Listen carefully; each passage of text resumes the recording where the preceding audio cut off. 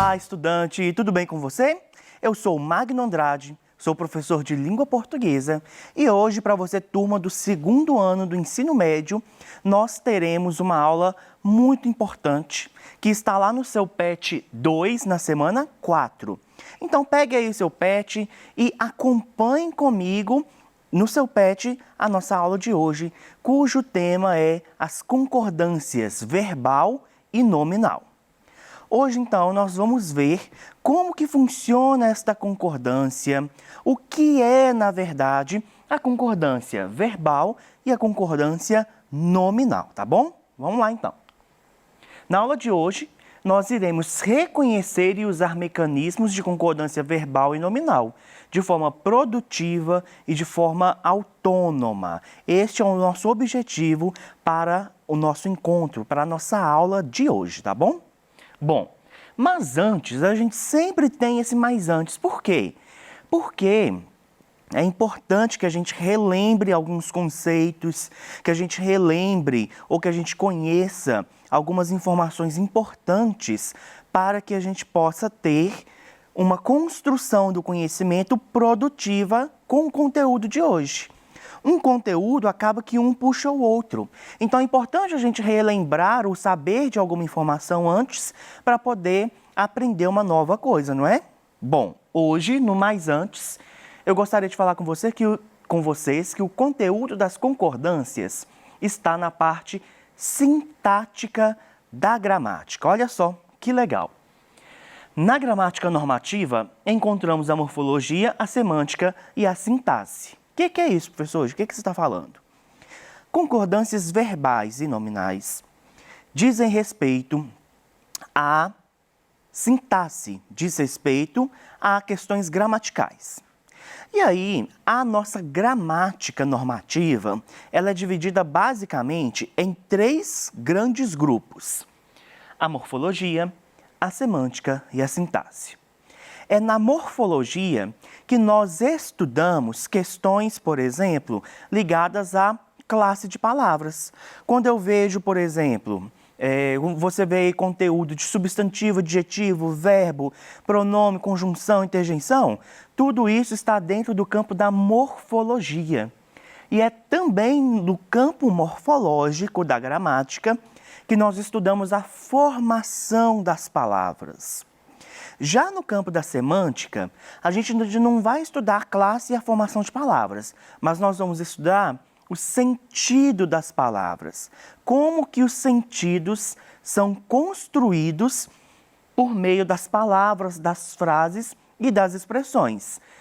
É na semântica, por exemplo, que a gente estuda a ideia das palavras conotativas e das palavras denotativas. E aí, dentro da sintaxe, que é a área que nós vamos estudar hoje, a gente vê conteúdos como concordância verbal e nominal, como regência verbal e nominal, como oração, sujeito, predicado, tudo isso está dentro da sintaxe, está na parte sintática da gramática. Tudo bem? Feito isso, vamos continuar então para a gente poder entrar de fato no nosso conteúdo, tá bom? A gente vai começar analisando essa tirinha aqui do Calvin, olha, eu vou ler com vocês. Me deixaram sem TV por uma semana. Que injustiça! Eles acham que venceram, mas não venceram. Eu vou mostrar para eles, eu não aprendi a lição. Eu sou indomável. Eles não conseguem me dobrar. Vou sentar em frente à TV a semana inteira, mesmo que não possa ligá-la. Então a gente tem uma tirinha do Calvin revoltado porque ele está de castigo. Os pais dele colocaram ele de castigo e ele ficou revoltado e falou que ia fazer uma espécie de protesto. Eles vão me deixar ver TV? Não, pois eu vou sentar em frente à TV a semana inteira também. E aí eu quero analisar com você essa frase. Eles acham que venceram, mas não venceram. E aí, para que a gente possa analisar essa frase e chegar a uma ideia do que seria uma concordância, eu vou precisar de retomar alguns conteúdos com vocês, tá bom? Primeiro, o sujeito dessa oração aqui. Toda a oração, as orações, elas têm sujeitos. A oração normalmente ela é dividida entre sujeito e predicado. E o que faz uma oração ser uma oração? A presença de uma classe de palavras específica. Qual é essa classe de palavra? Os verbos. Percebam, então, que eu tenho aqui, olha, a presença de um, de dois, de três verbos. Eu vou colocar um Vzinho aqui embaixo, para você não esquecer que eles são os verbos, tá bom? Então, se é uma oração, vamos ver se essa oração tem sujeito. Quem que acham que venceram, mas não venceram? É uma pergunta simples que faz com que a gente, ao responder essa pergunta, ache o sujeito. Quem acha que venceu? Eles. Eles, então, é o sujeito dessa oração, deste período aqui, deste período composto. Tranquilo até aqui? Achei, então, o sujeito e já localizei também os verbos. Tudo isso, tirando o sujeito, tudo que sobra é o predicado, tá? Do nosso período. Aí, gente, que vem o X da questão. Percebam que o meu sujeito é uma palavra que está na terceira pessoa do discurso. Lembra das pessoas do discurso? Primeira pessoa do singular, eu. Segunda pessoa do singular, tu. Terceira pessoa do singular, ele e ela. E do plural, nós, vós, eles, elas. Então, aqui nós temos um sujeito que está na terceira pessoa do plural, porque é mais de um. Portanto, se o meu sujeito está na terceira pessoa do plural, os verbos do meu período composto também precisam de estar na terceira pessoa do plural. Então, olha, é isso que a gente tem. Acham, venceram e venceram. Os três estão na terceira pessoa do plural. Portanto, a gente consegue perceber como funciona a concordância nessa frase.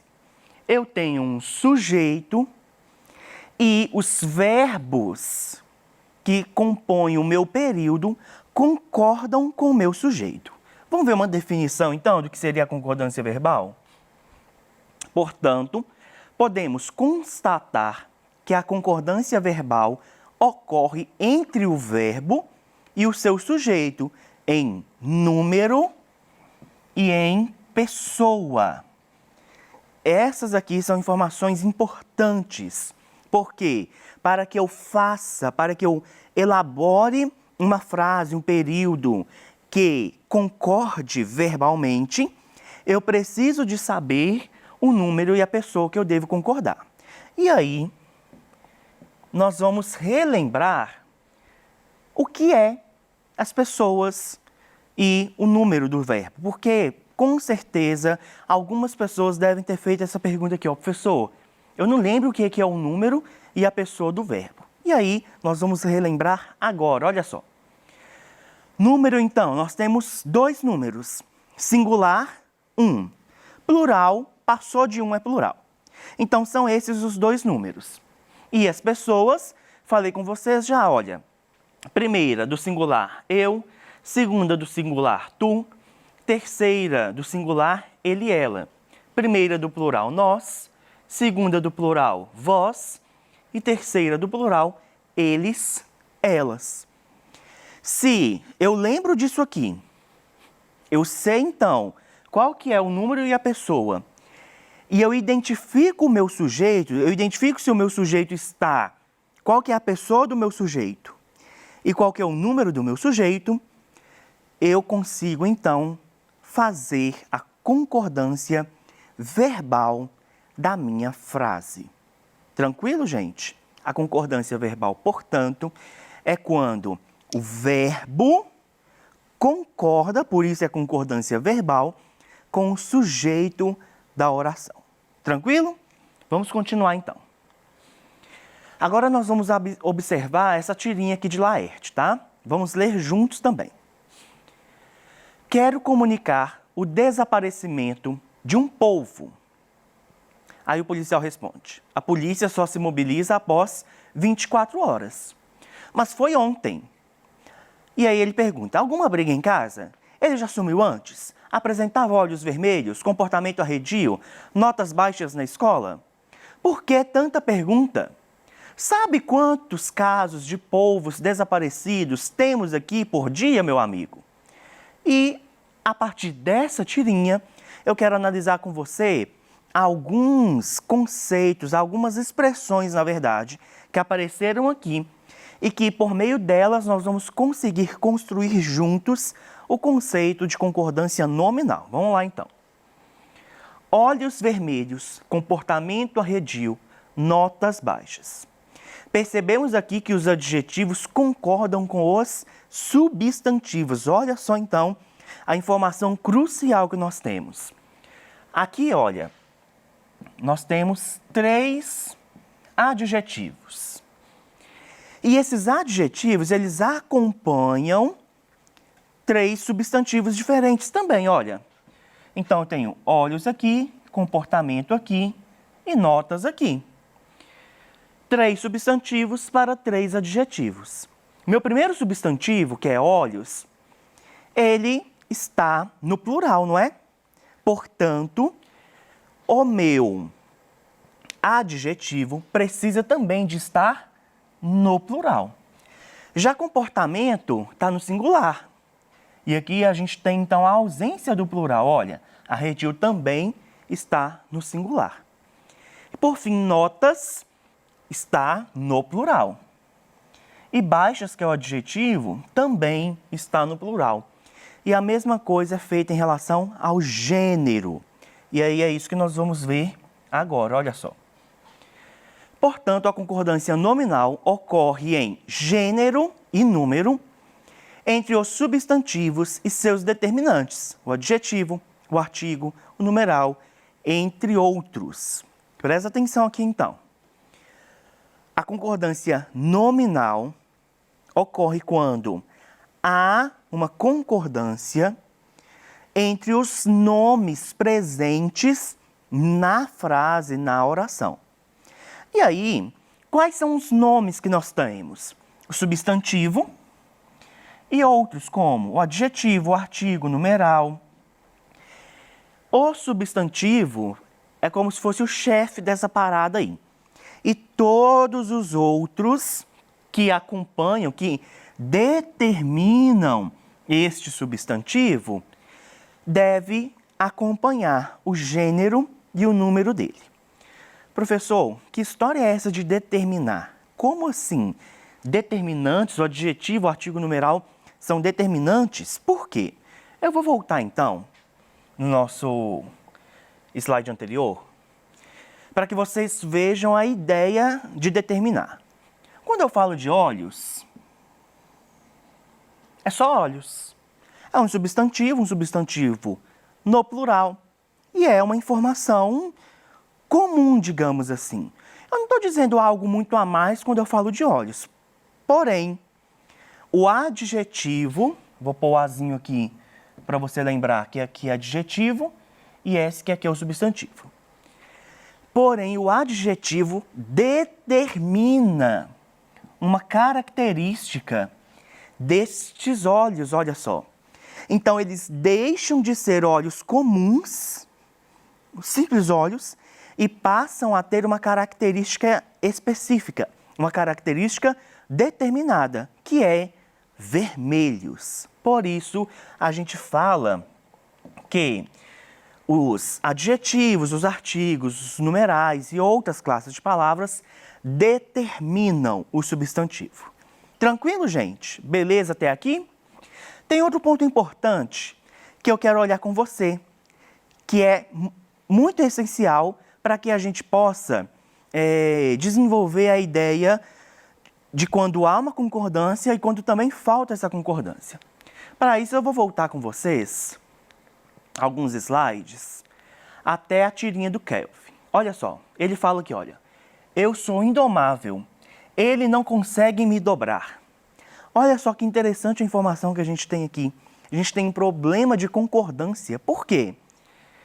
Se o meu sujeito aqui é ele e ele está no singular, por que que este verbo aqui está no plural? Vejam a falta de concordância presente neste trecho aqui. Por isso que a gente percebe, gente, de cara, quando acontece a falta de concordância. Isso até nas nossas falas, no nosso cotidiano, tá bom? Quis trazer isso aqui para que vocês percebam a presença, então, da falta de concordância dentro de um texto, tá bom? E aí, para relembrar tanto o número quanto o gênero, que fazem parte da concordância nominal. Número singular e plural nós já vimos, e gênero masculino e feminino.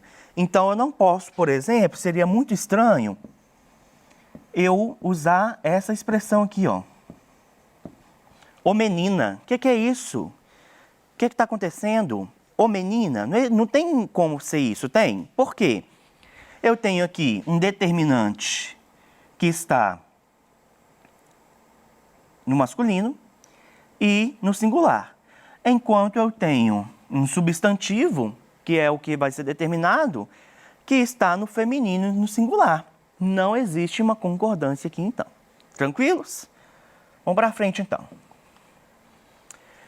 E aí a gente vai aprender mais alguns outros tipos de concordância, tá? Olha só. Assinale a opção que completa corretamente as lacunas do texto a seguir. Eu vou passar para mostrar para vocês as opções, olha.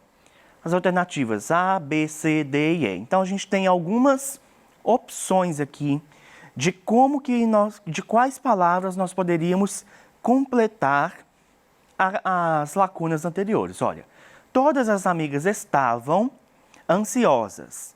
Ler os jornais, pois foram informadas de que as críticas foram indulgentes. Rapaz, o qual, embora tivesse mais aptidão, ciências exatas, demonstrava uma certa propensão à arte. Eu não vou fazer suspense, já vou mostrar para vocês como que é feita, respondida essa pergunta, para que eu possa te explicar, tá? Veja então, é a alternativa A. Todas as amigas estavam meio ansiosas. Gente, uma informação importante sobre meio. Meia é só aquilo que a gente põe no pé, tá? Não tem essa história de meia ansiosas, não. Quando a gente está pensando nestes contextos aqui, a palavra meio é invariável. Ela fica do jeito que ela está. Ah, mas professor, mas é amigas meio? Sim, é amigas meio, tá bom? Ansiosas para ler os jornais, pois foram informadas de que as críticas foram bastante. Outra informação importante aqui sobre bastante.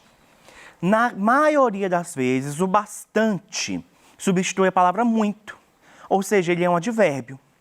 E aí, sempre que isso ocorrer, é sinal de que ele é invariável, tá? A gente não utiliza bastantes quando essa palavra pode ser substituída por muito. Tá com dúvida? Substitui por muito.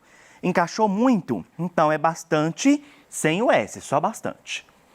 Indulgentes para com o rapaz, o qual, embora tivesse mais aptidão para ciências exatas, demonstrava uma certa propensão para a arte. Veja então que a gente tem a presença de algumas palavras para, olha, e que ela é invariável, porém, o que acompanha ela é que vai concordar ou não com o que ele está determinando. Então, olha, rapaz é masculino, esse O aqui, masculino. Arte feminina, o A, feminina. Tranquilo, gente? Este foi o nosso conteúdo sobre concordância verbal e nominal.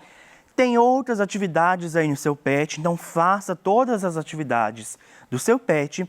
E se tiver uma dúvida, manda pra gente que a gente resolve a sua dúvida, tá bom? Na aula de hoje, nós reconhecemos e usamos mecanismos de concordância verbal e nominal, de forma produtiva e autônoma. Essas foram as referências que eu utilizei.